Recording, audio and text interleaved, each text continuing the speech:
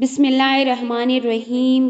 السلام علیکم پیارے دوستو، قرآن پاک کی سورہ اعراف کی آیات نمبر 80 اور 81 میں اللہ پاک یوں فرماتا ہے: تم وہ بے حیائی کرتے ہو جو تم سے پہلے جہاں میں کسی نے نہ کی۔ تم مردوں کے پاس شہوت سے جاتے ہو عورتیں چھوڑ کر، بلکہ تم حد سے گزر گئے ہو۔ دوستو، اس آیات میں کچھ خاص لوگوں کا ذکر کیا گیا ہے جنہوں نے لواحق جیسی برائی کو جنم دیا۔ قرآن خود ہی گواہی دے رہا ہے کہ اس سے پہلے یہ بے حیائی والا کام کسی نے نہ کیا تھا۔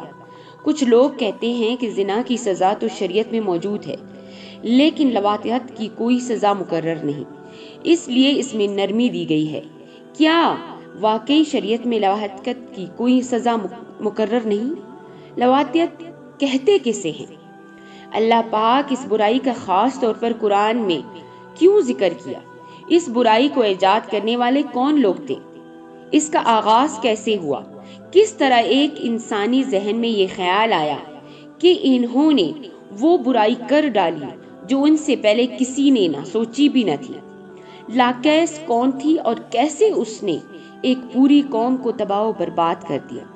دوستو، مرد کا مرد یا عورت کا عورت سے رضامندی سے یا زبردستی سے بدفعلی کرنا لواطیت کہلاتا ہے۔ اسی کو ہم جنس پرستی بھی کہتے ہیں۔ دوستو، اب یہ جاننے کی کوشش کرتے ہیں کہ یہ گناہ کیسے پیدا ہوا۔ مدائن صالحہ کے علاقے سدوم میں کچھ لوگ آباد تھے، جہاں پر آج سی سالٹ موجود ہے۔ یہ ایک انتہائی خوشحال اور سرسبز علاقہ تھا جو ہر قسم کے پھل، سبزیوں، میوجات اور طرح طرح کے اناج کے لیے مشہور تھا۔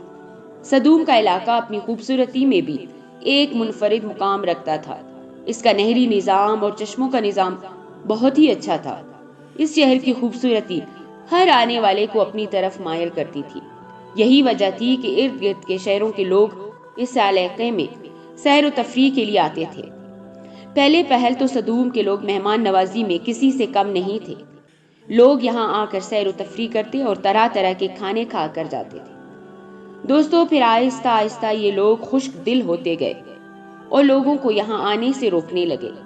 انہوں نے ہر طرح کی کوشش کرنی شروع کر دی کہ دوسرے شہروں کے لوگوں کو یہاں آنے سے روکا جائے، لیکن ان کی سمجھ میں یہ نہ آتا تھا کہ آخر کون سا ایسا کام کیا جائے دوسرے شہروں اور ملکوں سے لوگ ہمارے علاقے میں آنا بند ہو جائے اور ہم اپنی زندگی اپنوں میں اچھی طرح گزار سکیں۔ دوستو، ایک دن ایسا ہوا کہ شیطان ایک بزرگ کی شکل میں ظاہر ہوا اور کہنے لگا کہ میرے پاس ان کو بھگانے کی تدبیر ہے۔ اگر تم میری بات پر عمل کرو گے تو یہ لوگ تمہارے پاس کبھی بھی آنے کا نہیں سوچیں گے۔ سب نے اس شیطان کی بات پر لبیک کہا اور اس شیطان کی ہر بات کو ماننے پر راضی ہو گئے۔ شیطان نے کہا کہ اب جو بھی دوسرے شہروں سے آدمی تمہارے پاس مہمان بن کر آئیں گے تو اس کے ساتھ بدفعلی کرنا تو وہ بھاگ جائیں گے۔ شروع میں تو یہ بات سن کر سب حیران ہوئے، پھر اس شرط پر مان گئے کہ ایک دفعہ ایسا کر کے دیکھ لیتے ہیں، ہو سکتا ہے کہ لوگ واقعی ہمارے علاقے کا رخ کرنا چھوڑ دیں۔ چند دن گزرنے کے بعد شیطان ایک حسین و جمیل لڑکے کی صورت میں مہمان بن کر سدوم کے لوگوں کے پاس آیا۔ سدوم کے لوگوں نے اتنا حسین و جمیل لڑکا پہلے کبھی نہ دیکھا تھا۔ اتنا حسین و جمیل لڑکا دیکھ کر سدوم کے شہر کے نامی گرامی اور امیر ترین لوگوں نے اس لڑکے کے ساتھ بدفعلی کی۔ اس دن کے بعد جب بھی کوئی مہمان سدوم کے شہر میں سیر و تفریح کے لیے آتا، یہ لوگ اس کے ساتھ بدفعلی کرتے تھے۔ اس طرح شیطان نے ان لوگوں کو ایسے برے کام کی طرف لگا دیا۔ پھر سدوم کے لوگوں کو بدفعلی کا چسکا پڑ گیا۔ جب کوئی مہمان آتا تو یہ لوگ اس کے ساتھ ایک ہی وقت میں کافی لوگ بدفعلی کرتے تھے۔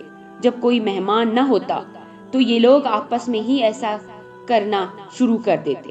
شیطان نے ان لوگوں کے درمیان ایسی عادت ڈال دی کہ وہ اس بری حرکت سے باز آنے کا نام نہ لیتے تھے۔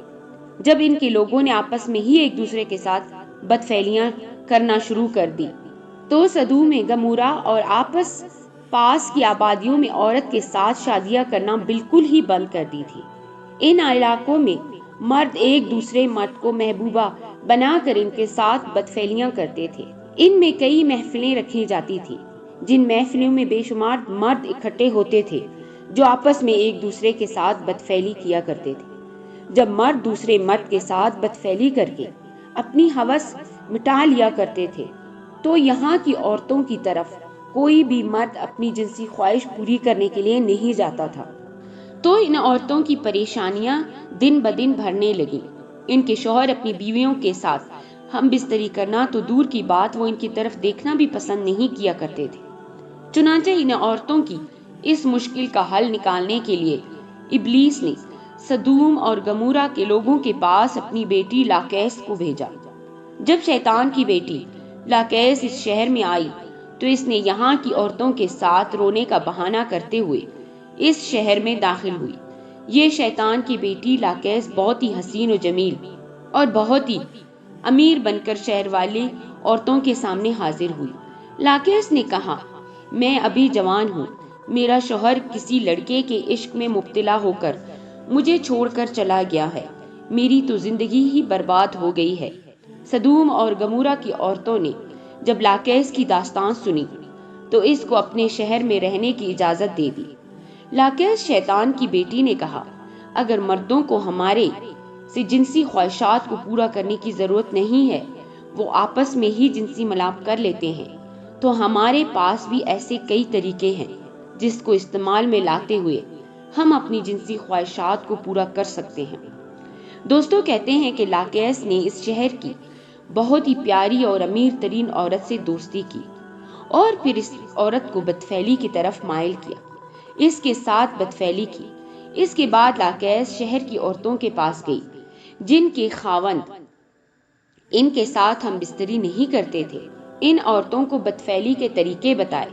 اس طرح یہ بدفعلی کا کام بہت ہی عام ہونے لگا۔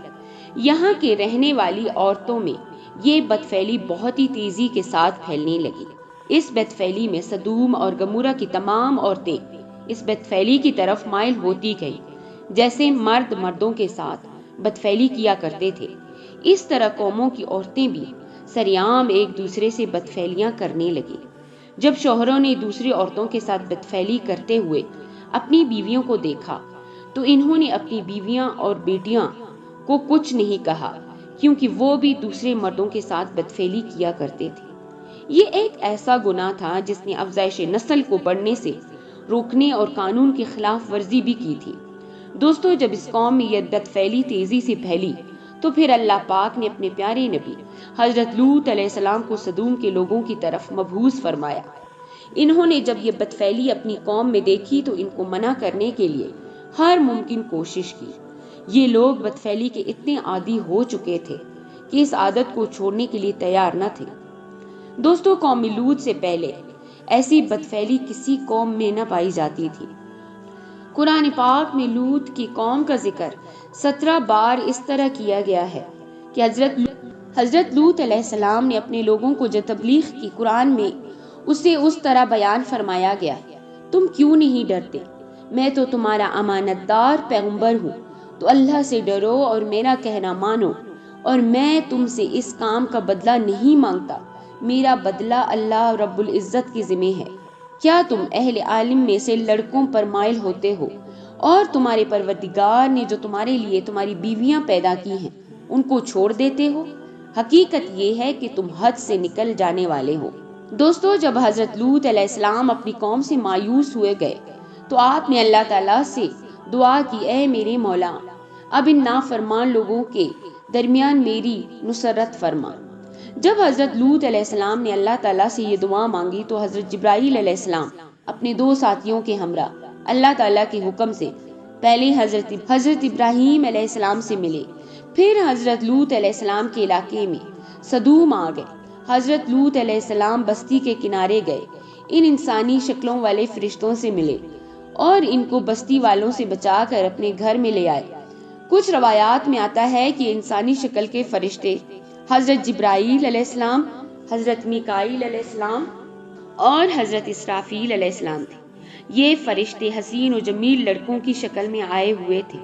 حضرت لوط علیہ السلام کی بیوی بستی والوں کے ساتھ دیتی تھی۔ دوستو، اس نے یہ بات لوگوں میں پھیلا دی کہ ہمارے گھر میں 3 حسین و جمیل لڑکے تشریف لائے ہیں اور میرے خاوند ان کے بارے میں کسی کو نہیں بتا رہے۔ لوگوں نے جب یہ سنا تو وہ آپ علیہ السلام کے گھر آ گئے۔ قرآن شریف میں اللہ تعالیٰ کا فرمان ہے، جس بستی کے لوگ بھاگتے ہوئے فرشتوں کے پاس گئے، یہ لوگ تو پہلے ہی لڑکوں کے ساتھ بدفعلی کرتے تھے۔ جب بستی والے پاس آئے تو حضرت لوط علیہ السلام نے فرمایا، اے بستی والو، یہ میری بیٹیاں ہیں جو کہ تمہارے لیے جائز اور پاک ہے۔ تم خدا کا خوف کھاؤ اور مجھے میرے مہمانوں سے دور نہ کرو۔ آپ لوگوں میں کوئی شائستہ بندہ نہیں ہے۔ دوستو، یہ اللہ تعالیٰ نے سورہ ہود کی آیت نمبر 38 میں فرمایا۔ حضرت لوط علیہ السلام کی الفاظ سن کر بستی کے لوگ بولے، تم جانتے ہو کہ ہم لوگوں کو تمہاری لڑکیوں سے کوئی سروکار نہیں، ہماری اصل خواہش کے بارے میں تم خوب علم رکھتے ہو۔ دوستو، لوط کی قوم کا یہ بیہودہ جواب سے ہم اندازہ لگا سکتے ہیں کہ وہ لڑکوں کی بدفعلی میں کس حد تک گر چکے تھے۔ جب قوم لوط حضرت لوط علیہ السلام کے گھر کی طرف آئے تو فرشتوں نے حضرت لوط علیہ السلام کو ہمت ہارتے ہوئے دیکھا تو فرمایا، اے اللہ کے پیغمبر، ہم انسان نہیں ہیں، ہم تو اللہ تعالیٰ کے حکم سے بھیجے گئے فرشتے ہیں۔ اسی رات آپ علیہ السلام خود اور اپنے جانثاروں کو لے کر اس علاقے سے چلے جاؤ، ہم اللہ تعالیٰ کے حکم سے اس بستی کو تباہ و برباد کر دیں گے۔ جب لوط علیہ السلام نے فرشتوں کی زبانی اللہ تعالیٰ کے حکم کے مطابق اس بستی کو تباہ و برباد کرنے کا سنا تو وہ اپنے خاندان کو لے کر چل پڑے۔ پھر اللہ تعالیٰ کی حکم کی تکمیل کرتے ہوئے حضرت جبرائیل علیہ السلام نے ساری بستی کو اٹھا کر آسمان پر لائے۔ جب حضرت جبرائیل علیہ السلام نے بستی کو اپنے ہاتھوں پر اٹھایا تو بستی والے چیخیں مارنے لگے۔ پھر حضرت جبرائیل علیہ السلام نے اس بستی کو زمین پر مار کر ریزہ ریزہ کر دیا۔ اس کے بعد ان لوگوں پر پتھروں کی انتہا کر دی گئی۔ روایات میں ہے کہ ہر پتھر پر ایک آدمی کا نام لکھا ہوا تھا۔ وہ پتھر اسی شخص کو آ کر لگتا تھا جس شخص کا نام اس پر لکھا ہوا تھا، چاہے وہ شخص جہاں بھی موجود ہوتا تھا۔ دوستو، اللہ پاک نے سدوم کی سرسبز بستی کو بدبو اور کالی جھیل میں بدل کر رکھ دیا تھا، جس کے پانی سے کبھی بھی کسی کو فائدہ نہیں ہو سکتا۔ اب یہ بستی بیرے مردار کے نام سے جانی جاتی ہے۔ اس بستی کے ارد گرد علاقے بنجر اور ریتیلے پڑے ہوئے ہیں۔ دوستو، قرآن پاک میں اللہ تعالیٰ نے اس بستی کا ذکر اس طرح کیا ہے کہ ہم نے اس بستی کو رہتی دنیا تک عبرت کا نشانہ بنا دیا ان کے لیے جو سمجھداری رکھتے ہیں۔ دوستو، حدیث پاک میں حضرت عبداللہ بن عباس رضی اللہ تعالیٰ عنہ سے روایت ہے کہ رسول اللہ صلی اللہ علیہ وسلم نے 3 بار ارشاد فرمایا، اس بندے پر اللہ کی لعنت ہو جو قوم لوط والا عمل کرے۔ دوستو، ایسا کبیرہ گناہ کہ جسے کے لیے اللہ نے پوری بستی کو پلٹ کر رکھ دیا۔ سوچئے کہ جہاں یہ گناہ آج کل ہو رہا ہوگا تو کیا ان گھروں پر اللہ کا عذاب نازل نہیں ہوگا؟ اللہ کریم ہمیں اس گناہ کبیرہ سے اپنی پناہ میں رکھے اور تمام شیطانی وسوسوں سے ہماری حفاظت فرمائے۔ آمین ثم آمین۔